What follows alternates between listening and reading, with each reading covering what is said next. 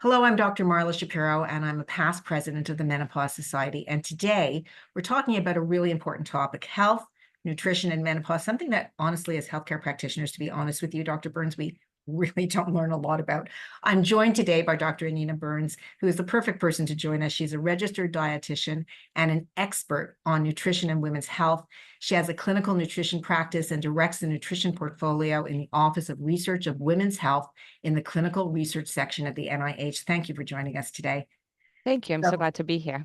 Let's start with that first question. Why is research in nutrition and menopause so important, and something that honestly, I don't think I learned about all that much, but clearly our women are talking about this?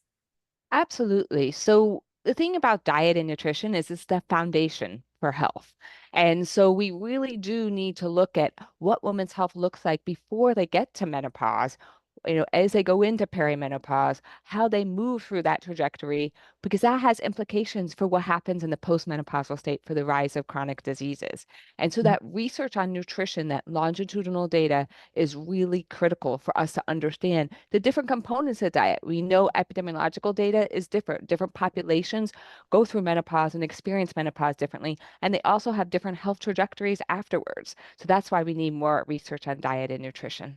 So clearly there are gaps in our knowledge as practitioners, but I imagine there's opportunities as well. And what we're really trying to understand and incorporate in our practices with your guidance is the impact of food, the impact of nutrients, lifestyle, whether it be exercise or stress or mental health well-being, how all of this impacts on women's health.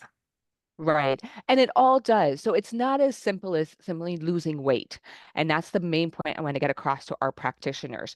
Nutrition is about the nutrients going into the body, as well as your nutritional system and how well your body fares through menopause, because it impacts a whole host of different things. For example, the microbiome impacts its changes in menopause, and it gets impacted by what you eat, and it also impacts your health trajectory afterwards. So what I want to get across is that the food matters, right? The different nutrients matter. Calcium, magnesium needs go up in menopause and the perimenopausal state. So you can't just say lose weight and solve the problem. It's not about just losing weight or not gaining weight. It's about having really good, strong nutritional status and strong muscle mass too. So you mentioned exercise and lifestyle. So being able to have stronger muscle mass as you're losing muscle mass to really get through the menopausal transition to help your body be strong in the postmenopausal space. You know, women and practitioners, I think we're both guilty. We think about diet as being something restrictive, as opposed to our diet is the way that we eat and the lifestyle of our nutrition.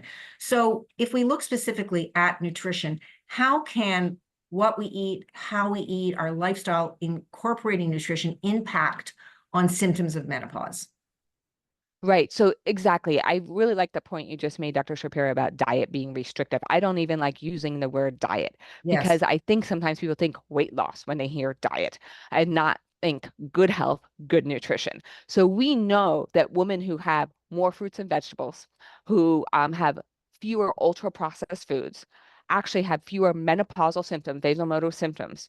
So they fare better in the perimenopausal space. So I need And you to so repeat that again, because, you know, you're hearing that it's not just sort of motherhood and apple pie. It really impacts on the symptoms. So are we talking about severity and frequency of hot flashes? that's correct. That is Mhm. correct. So we do know that they have fewer vasomotor symptoms, more fruit and vegetables that are consumed, Right. fewer ultra processed foods. So we have some data. We don't have a complete picture on the data, but we do have some data. And we know that that diet composition in terms of that nutritional value of the food, the richness of the nutrients matters for how you fare in the menopausal transition. So when we think about metabolic changes that happen in menopause, women will tell you that they don't necessarily gain weight, but their weight shifts. It becomes more central. We think about centripetal adiposity happening. So how does this increase women's risks for chronic disease post-menopause? And how can the nutritional approach impact this? That's a great question. So you are right. Women shift from that pear shape to that apple shape, right? The Right. central adiposity. That changes your trajectory in terms of risk for heart disease, stroke, and diabetes alone. We know that glucose metabolism shifts. So women are much more likely to have elevated blood glucose. So is part of having that central adiposity. Right. And we know that beta oxidation in terms of how they use their fatty acids is not as efficient. So often women see their cholesterol levels, triglyceride levels rise in menopause. Even if they don't gain weight, that central adiposity, that shift in where the weight is held, changes your health portfolio for heart disease. So, And we often say what's good for the heart is good for the brain. Is what's good for the heart is good for the brain is good for menopause too?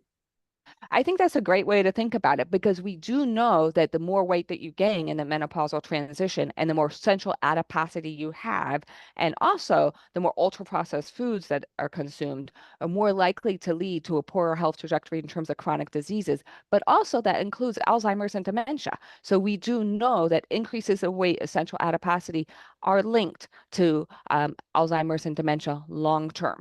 So for our healthcare practitioners, can you remind them what we mean by ultra processed food?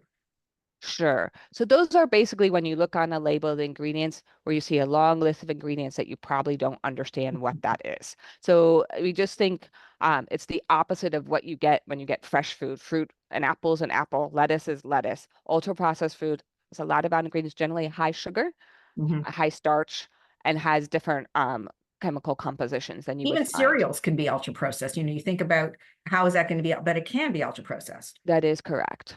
So if we were to, give our practitioners a tip in terms of how to incorporate this information into their general counseling of menopausal women, the it's never too late strategy, and what should we be advising them as their practitioners?